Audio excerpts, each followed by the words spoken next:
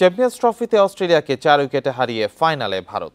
দুবাইয়ে 265 রানের টার্গেট 11 বল আগে টপকে যায় টিম ইন্ডিয়া। 84 রানের কার্যকর ইনিংসে ম্যাচ সেরা বিরাট কোহলি। রোববার ফাইনালে নিউজিল্যান্ড অথবা সাউথ আফ্রিকা হবে ভারতের প্রতিপক্ষ। দুবাইয়ের টানা খেলায় শক্ত অবস্থানে ভারত। শেষ ম্যাচে টার্গেটে ব্যাট করতে নেমে ভারতীয় স্পিনারদের সামলাতে হিমশিম খায় নিউজিল্যান্ড। সেমিফাইনালে তাই টস জিতে ব্যাটিং নিতে ভাবেননি অজি অধিনায়ক স্মিথ।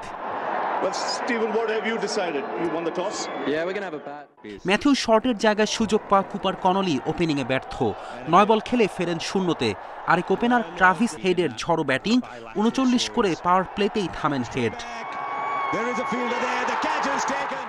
এরপর হাল ধরেন স্টিভ স্মিথ। লাবুশেনের সাথে 56 আর অ্যালেক্স ক্যারির সঙ্গে গড়েন 54 রানের জুটি। 73 করে স্মিথ ফেরার পর রানের চাকা সচল রাখেন ক্যারি, আউট হন 61 করে।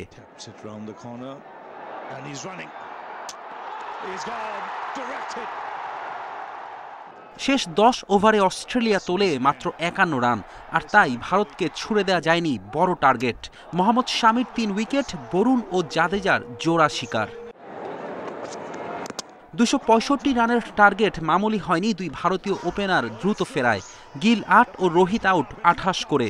13 ও 15 রানে ক্যাচ মিস না হলে আরও আগেই ফিরতেন রোহিত।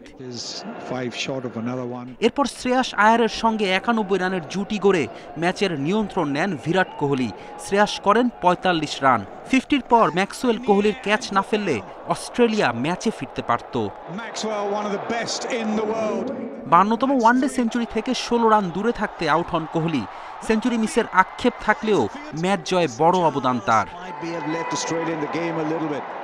এরপর রাহুল ও হার্দিকের জুটিতে সহজ জয় ভারতের। হার্দিকের ব্যাটে 28 রান, রাহুল অপরাজিত থাকেন 42 করে। গত ওয়ানডে বিশ্বকাপের ফাইনালে হারের ক্ষতে কিছুটা হলেও প্রলেপ দিতে পারল ভারত। এখন শিরোপার অপেক্ষা রোহিতের দলের। ফেরদৌস ইসলাম, ইন্ডিপেন্ডেন্ট নিউজ।